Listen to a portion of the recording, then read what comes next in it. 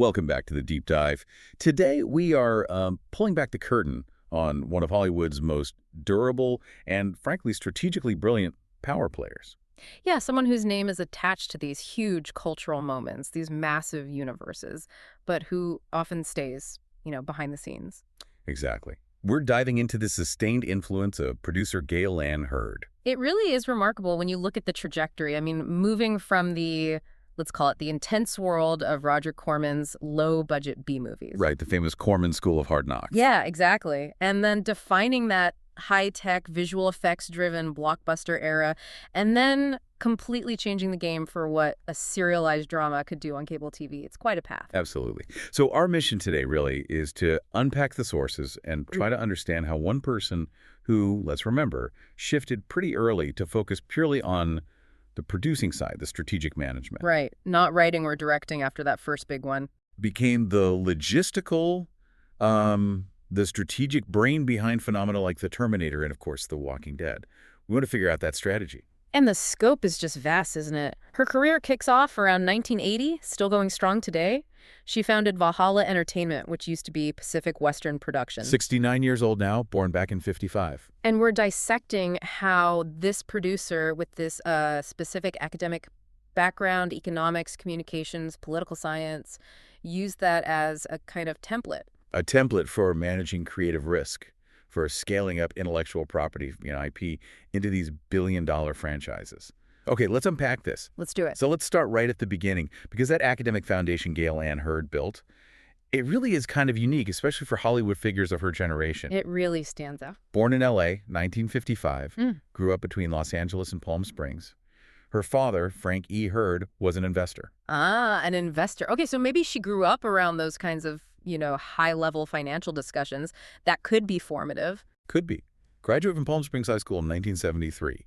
Then comes the really interesting part. Right. This is the crucial academic detail. You could argue it's the thread running through her entire career, honestly. From managing the tight budget of the original Terminator in '84 right up to the complex logistics of the whole Walking Dead universe today. So she goes to Stanford University, graduates in 1977. But not with a degree in film studies or drama or anything like that. Nope. She earned a Bachelor of Arts degree in economics and communications. Economics and comms, okay. And then, just to round it off, a minor in political science. That's not the usual path for someone about to make, a genre-defining movie about a killer cyborg from the future, is it? Not at all. Usually you see English lit, maybe art history, or straight-up film school. So how did that specific background, that really rigorous analytical training, how did that shape her approach to the film business, which is often seen as, chaotic? I think it gave her this highly strategic, almost clinical approach. In an industry that often runs on gut instinct, maybe passion, connections. Think about it. Film production, especially indie production back then, is fundamentally about managing risk. Huge financial risk, often catastrophic. Definitely. Her economics background gave her the toolkit for budgeting, sure, but also forecasting, and critically, risk assessment. She understood how to maximize ROI, even if the investment was a sci-fi horror flick that major studios probably laughed at initially. So the Terminator, which, famously had this relatively tiny budget for what it achieved on screen, that wasn't just being resourceful. That was calculated economic strategy playing out. I think it was precisely that. Brilliant business strategy, really. Keeping that initial budget under, $7 million? While delivering something that looked and felt much bigger, much more impactful. That's pure economic thinking applied to filmmaking. Okay, and the communications degree. Well, that prepares you to manage the human side, right? Complex dynamics, often volatile personalities, negotiating with agents, getting technical crews aligned with a vision, crafting the marketing pitch. All crucial communication skills. And the political science minor. Where does that fit? I'd argue that's the key to navigating the politics of Hollywood. The studio hierarchies, the distribution deals, the power plays behind the scenes. The backroom stuff. Exactly. All essential for a producer who has to align creative talent with financial capital. This whole academic, analytical approach, it might just be the real unsung secret to her incredible longevity and effectiveness in the business. So she's armed with this unique degree, this analytical mindset. She enters the industry. And she starts like quite a few future power players did, actually. At the boot camp, Right. Roger Corman's New World Pictures. The Corman training ground. Infamous, right? High pressure, barely any resources. You had to learn incredibly fast. Oh, yeah. It was basically her hands-on MBA in, like, production logistics under fire. She starts as an executive assistant. But the sources show she moved up really quickly. In that Corman world, if you were competent, you suddenly found yourself doing a bit of everything, didn't you? Absolutely. Budgeting, shooting, post-production, you name it. But the key move, the one that really shows her grasp of the strategic side, was moving up to eventually become head of marketing for New World. Head of marketing. Okay, that is a significant jump. It's monumental. It proves she wasn't just good on set, managing the internal stuff. She mastered the external side, too. How to sell the film, connect with an audience, position it in the marketplace profitably. That understanding of sales, of marketing, combined with the production logistics. Yeah. That's vital if you want to become an independent producer. Totally. And her first official co-producer credit comes during this time on a 1981 film called Smokey Bites the Dust. Right. So that whole Corman experience, that apprenticeship, it gave her the confidence, the know-how to go out on her own. By 1982, she launches her own production company. Pacific Western Productions initially, setting the stage for the big one just 2 years later. The Pivot, 1984. The Terminator, she produced it. Alongside Harlan Ellison, though he was uncredited on the final film, a whole other story there. True. But crucially, she co-wrote the screenplay with James Cameron, who directed, and this film just launches her, puts her right on the map. Big time. A huge commercial success. And we really need to pause on that writing credit, because it signals a very conscious, very strategic decision she made afterwards. Yeah, the sources are clear on this. The Terminator is her only real credited writing job in her entire career. One and done. After that massive hit, she chose to focus purely on the management side, the strategy, producing, executive producing. It's a fascinating choice, isn't it? It speaks volumes about her self-awareness, maybe her strategic focus. I mean, she helped create one of the most iconic, quotable sci-fi scripts ever, cemented her reputation right there as a creative force. And then she just hangs up the screenwriting hat. Decides to focus entirely on execution, finance, managing the IP. She seemed to choose the structural power, the producer role, over the maybe more visible spotlight of creative authorship, like writing or directing. It seems like she recognized where her greatest value lay. Not necessarily in generating the initial script idea every time, but in being the engine, the mechanism that could bring these huge, complex, multi-million-dollar visions to life. Exactly. Flawless execution. She didn't need to write more scripts herself. She needed to find the next great concept, manage the immense resources required, especially for high-tech films, and then shepherd that vision successfully out into the world. Which leads us perfectly into the next phase of her career, defining the modern blockbuster, cementing her legacy in sci-fi. And here's where it gets really interesting. Oh yeah, post-Terminator, that partnership with James Cameron continued, and it was incredibly fruitful. They didn't just knock out a quick sequel, they created 2 more genuine sci-fi landmarks. Aliens in 1986, The Abyss in 1989. Both huge box office successes, but also, from everything we read, production nightmares. Logistically, incredibly challenging. And this is where that foundation comes in, Yeah. right? The Corman logistics, the Stanford strategy, Aliens. Notoriously difficult shoot in the UK. Demanding schedule, complex action, effects. And The Abyss. Trying to film underwater, deep-sea stuff, unprecedented at the time. A massive technical, logistical, and financial risk that apparently terrified the studio. That's where the producer earns their stripes, isn't it? Yeah. Cameron has the vision, the ambition. And Hurd provides the structure, the management, the problem-solving that stops the whole thing from collapsing under its own weight. That hands-on experience she got, doing location management on B-movies back in the day. Right, like on Island of the Fishermen. Exactly. That gives her this incredible perspective on everything that can go wrong when you're miles underwater, or coordinating dozens of complex effects shots. She could talk to the crew in their language and talk to the suits, the accountants, in theirs. The perfect bridge. That ability to manage scope, manage risk, it clearly prepared her for the 90s and 2000s, where she really cemented her dominance and across different genres too. Let's look at how her role evolved with her most famous franchise, Terminator 2, Judgment Day in 1991. Okay, so on T2, her credit shifts. She's an executive producer. Which is different from producer like on Aliens or The Abyss. Right. It's a crucial strategic difference. Producer often implies that deep, day-to-day creative and physical management, being right there in the trenches. Okay. Executive producer, especially on a sequel to something you co-created, often signifies a move towards overseeing the bigger picture. the financial health, the overall strategy, protecting the IP, the brand. So she's still involved ensuring the integrity of the universe they built, but maybe stepping back from the relentless grind of daily set management. That's often how it works, yeah.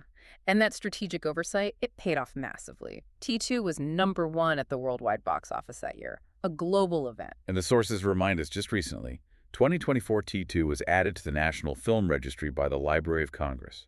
Wow. Yeah, confirming its lasting cultural impact. That really speaks to the quality of that foundation she helped build. But she wasn't just tied to Cameron projects after their split. She proved she could deliver huge hits with other directors, too. Fast forward to 1998. Armageddon. Another film that claimed the top spot at the worldwide box office in its release year. Okay, hold on. 2 #1 worldwide box office hits in their respective years, T2 and Armageddon. That's serious influence. That solidifies her status, doesn't it? Not just a successful genre producer, but someone who could deliver those massive, year-defining, big-budget studio event movies consistently. And what's really striking is the variety of her output during that whole period, the 90s and early 2000s. She wasn't just doing sci-fi. No, she proved she could handle diverse, high-budget concepts. Action thrillers like The Ghost in the Darkness in '96, the horror sci-fi blend of The Relic in '97, the big disaster movie, Dante's Peak, also '97. She must have been juggling massive projects, competing studio interests, all at the same time. Seems like it. And she was also getting into comic book properties early on. Way before the MCU became this, standardized machine, she was an early adopter of using established IP. That seems like a key insight into her strategic thinking, right? Recognizing the value baked into existing properties. Less risk than building a whole world from scratch every time. Absolutely. She produced Ang Lee's Hulk in 2003, then The Incredible Hulk in 2008, positioning her right at the start of that modern superhero wave. And the darker stuff, too. The Punisher in 2004 and Punisher Warzone in 2008. Plus properties like Aeon Flux in 2005, adapting that animated series. She clearly understood how to manage and translate IP, which, let's face it, is the bedrock of modern Hollywood economics. And we shouldn't forget the cult classics she backed, like being an executive producer on the original Tremors back in 1990. Right. A film that delivered huge bang for its buck and spawned its own surprisingly resilient franchise. Exactly. But it wasn't all blockbusters and genre fare, was it? She also made space for smaller, more character-focused films. Yeah, critically she did. She produced The Water Dance in 1992, which was really well received critically. It actually won her a Film Independent Spirit Award for Best First Feature. Okay, so that shows a balance. She could manage the giant studio epics and champion smaller, maybe more personal, character-driven dramas. She wasn't just chasing the biggest budget. She was chasing effective storytelling across different scales. That seems fair. Now, let's loop back for a second to that strategic foundation. We talked about Stanford, the analytical side, but let's connect it again to the practical side, the Corman years. Because the sources really detail the grit behind the eventual glamour. Yeah, the hands-on stuff. It's not just theory. Not at all. We need to see those Corman years not just as a stepping stone, but as the real practical training she needed to eventually run these massive productions. She wasn't just pushing papers. No way. She has uncredited production assistant credits on films like Rock and Roll High School in '79. A classic. And The Creature Feature Alligator in 1980. Being a PA on a low-budget Corman set, I mean, that's the deep end. You're doing everything. Logistics, managing small crews, solving problems nobody even saw coming, working insane hours for probably terrible pay. It's the ultimate boot camp. And that practical know-how clearly grew. She became an assistant production manager on Battle Beyond the Stars in 1980, and she even did crucial location management work. Right. You mentioned Island of the Fishmen in '79, managing the Maui sequences for the U.S. version. Yeah. So how does managing locations for a B-movie in Maui in 1979 prepare you to handle something like The Abyss a decade later with hundreds of millions of dollars on the line? How is it? It gives you this incredibly granular understanding of where every single dollar goes, where time gets wasted on set, what corners you absolutely cannot cut if you want to achieve the vision. So when a director comes to you with a logistically insane request like deep-sea filming, or the pioneering CGI needed for T2, a producer with that ground-level location and assistant management experience, they can instantly calculate the real-world cost, the time implications, the potential pitfalls. It takes the guesswork out of it. Yeah. Puts her in a much stronger negotiating position with department heads, with financiers. Exactly. because she knows what it actually takes on the ground. So it's that synthesis again. The high-level strategic planning from Stanford, combined with this deep, practical, almost instinctual understanding of filmmaking logistics learned at Corman's. That must have been her superpower, especially in those huge, technically complex films like Aliens and the Abyss. It allowed her to treat filmmaking almost like managing a very complex, very high-stakes supply chain. That's a great analogy. She's the integrator. Yeah, she speaks the language of the money people, the crew, the creatives, the perfect bridge builder, which is really the essence of a great, long-lasting producer. And her ability to adapt, to pivot.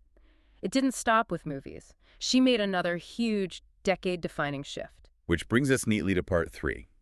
The massive pivot into long-form television, starting around 2010, creating what might be her most expansive, complex, and maybe even most profitable legacy. Zombies. The zombie apocalypse, The Walking Dead. This was such a smart strategic move. By 2010, the film industry was getting even more reliant on those massive opening weekends. Very risky. Hit or miss. Right. Meanwhile, premium cable, like AMC, was really hitting its stride with ambitious, serialized storytelling.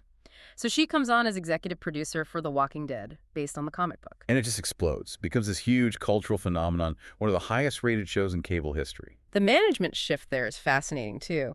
Going from controlling a contained, maybe 2-hour film narrative to overseeing this ongoing serialized beast. High demand, needing consistent quality over, 177 episodes for the main show? The operational challenge of maintaining that level of continuous production, it's immense, requires a totally different strategic muscle. And that success wasn't the end point, was it? It was just the beginning of building an entire empire. As executive producer, she oversaw the whole massive TWD spin-off strategy. She basically created a dedicated Walking Dead cinematic, television universe, controlled by her production company.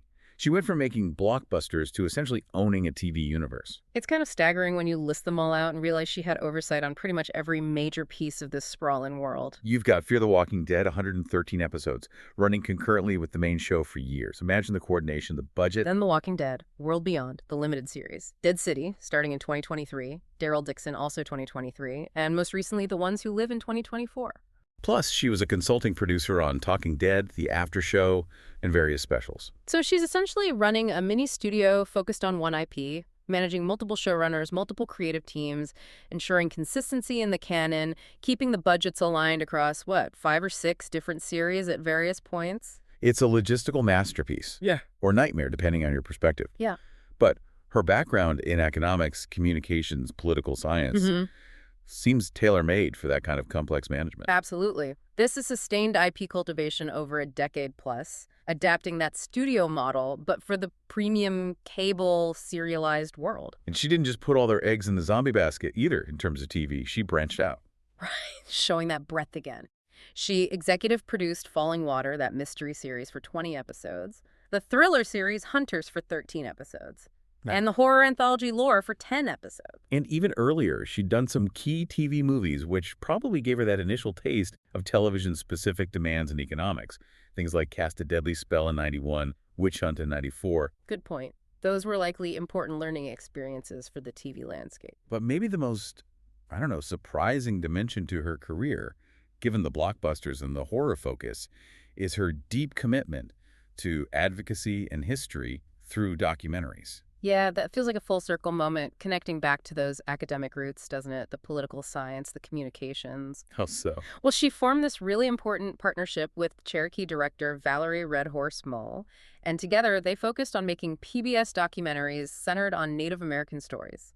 She used her platform, her industry clout, to amplify these crucial, often overlooked historical narratives. And these weren't just general overviews. They were really specific, important stories, like True Whispers, the story of the Navajo Code Talkers. And Choctaw Talkers. It shows a very deliberate strategic choice to use her producing power not just for entertainment, but for, social contribution and historical preservation. And the big one in that area was the 2017 documentary Mankiller. Right. Celebrating Wilma Mankiller, the first woman elected principal chief of the Cherokee Nation. And that film got serious recognition. Best documentary feature wins at festivals like Maryland, Tulsa, Rome. It really suggests a deep personal commitment there, using storytelling, the communications degree in action, Maybe not just for spectacle, but to tackle social issues, provide historical context. It's a huge tonal range, isn't it? Managing the gore and intensity of The Walking Dead on one hand. And the thoughtful historical prestige of Mankiller on the other, that's versatility. And she's still keeping her finger on the pulse of contemporary media, too. Not just looking back. Right, which shows her producer's eye is always scanning the horizon. Her most recent documentary project mentioned in the sources is The YouTube Effect from 2022, directed by Alex Winter. That's fascinating subject matter for someone who's navigated massive shifts in media distribution and consumption her whole career. She's observing, maybe analyzing, the next big disruptive platform, even while she's mastering the economics of the current ones. It raises the question, though, how does one person manage this incredible level of output? Across such different fields, blockbusters, cable empires, serious documentaries, and maintain that strategic influence for decades. Yeah, maybe we need to look at some of the personal milestones, but also the industry leadership roles she took on. That seems key to sustained influence. Okay. Well, briefly on the personal side, it's definitely intertwined with Hollywood history itself. First marriage, James Cameron, 1985 to 1989. That collaboration gave us Terminator, Aliens, The Abyss. 3 absolute landmarks. Then she married director Brian De Palma in 1991. They had a daughter, Lolita De Palma, divorced in 93. And since 1995, she's been married to screenwriter and director Jonathan Hensley, so her personal and professional circles are clearly very closely linked, built through collaboration. But beyond those connections, that sustained influence seems heavily built on her active role within the industry structure. She didn't just operate independently, she participated in the governance. Exactly. She served as a former recording secretary and board member for the Producers Guild of America, the PGA. That shows a commitment to the actual infrastructure, the professional standards of producing. She's also actively involved with crucial organizations like Women in Film, supporting female voices, and even the Smithsonian Institution, linking back to that cultural preservation interest. And her advocacy work goes global. The sources mention her sharing her expertise at panels run by U.S. embassies in places like Peru, Iceland, Georgia, Estonia, North Macedonia, Zimbabwe. Wow, that's extensive. Yeah. She's acting as a kind of international industry ambassador, using that soft power. And she represented Women in Film and Television International, WACTI, at major European conferences, Helsinki, Tallinn, literally traveling the world to talk about the structural role of women in film and TV. That's using her political capital, built over decades. And if you look beyond the film world itself, her philanthropic interests seem to circle right back to that political science background, too. How so? She's active with groups focused on environmental issues, like the League of Conservation Voters, and on political accountability, the International Consortium of Investigative Journalists, Citizens for Responsibility, and Ethics in Washington. Even the McCain Institute. Ah, okay. So if we connect the dots, that initial academic grounding in economics and political science, it never really went away. It just manifested later in her career through her advocacy work and the kinds of documentary subjects she chose to champion. Her business success gave her the platform and the means. And her academic background maybe provided the compass for where to direct that influence. That makes sense. Okay, finally, let's just quickly run through some of the major awards and recognition she's received, because the type of awards really highlights that strategic depth and versatility we've been talking about. Right. Starts early. Saturn Award for Best Writing for the Terminator, shared with Cameron in '84. Then, showing she could champion smaller films, that Film Independent Spirit Award for Best First Feature for The Water Dance in '92. But then come the big industry honors, recognizing the long game.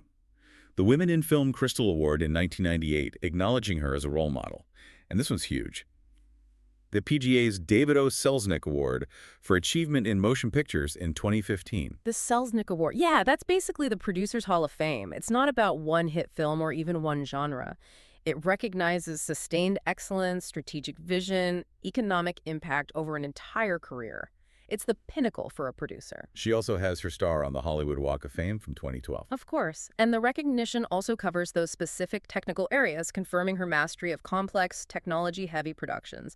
She got the Motion Picture Sound Editors Filmmakers Award for Lifetime Achievement in 2012. And the Visual Effects Society, the VES, gave her their Lifetime Achievement Award just last year in 2023. Sound and visual effects. That combination perfectly mirrors her work on those groundbreaking, technically ambitious films she produced, especially in the 80s and 90s. And the recognition keeps coming.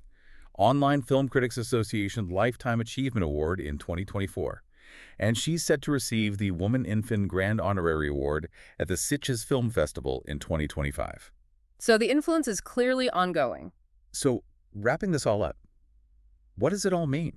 When we synthesize these, 4 decades of sources on Gale Anne Hurd, what emerges is this picture of, a masterclass in strategic pivoting and sustained control. Yeah, this dual mastery seems key. On one hand, the ability to launch these massive, effects-heavy, tech-heavy action franchises, Terminator, Aliens, Armageddon. And on the other hand, simultaneously cultivating these incredibly successful, long-running, character-driven television franchises, namely the whole Walking Dead universe, plus making space for prestige documentaries about social issues and history. And the strategic constant, the thing that seems to run through it all, really does seem rooted in that early academic training at Stanford. The economics, the communications, the political science. That background gave her the tools to manage incredible complexity, didn't it? Whether it was the technical hell of the abyss, the sheer scale and budget of Armageddon, or the mind-bending logistics of running 5 Walking Dead shows at once. She handled it all with, it seems, equal skill and effectiveness. She's the definition of a producer who can take a big idea and translate it into commercial reality, consistently, and then manage the growth of that IP into these huge, multi-platform universes. And she made that conscious choice, back after Terminator, to focus on the structural power of management, rather than staying in the creative spotlight of writing or directing. So here's a final thought, maybe. Considering her track record adapting comics and graphic novels into global hits, Hulk, Punisher, Walking Dead, and her ongoing interest in new media, like with the YouTube effect, what does the career of a producer like her, who steps away from the writing and directing side after one huge success, tell us? What does it tell us about the real power structure in Hollywood? About the kind of long-term vision you need to actually shape pop culture over decades? Maybe it tells us that the most enduring power isn't always in the initial creative, spark the script, the direction, but in the structural decision-making, the economic modeling, the strategic partnerships, the flawless operational management. The things that allow the most ambitious, the most generation-defining creative work to actually exist, survive, and thrive in the first place. A true force. Built not just on creative instincts, but on sharp business acumen and strategic foresight. Definitely something to think about.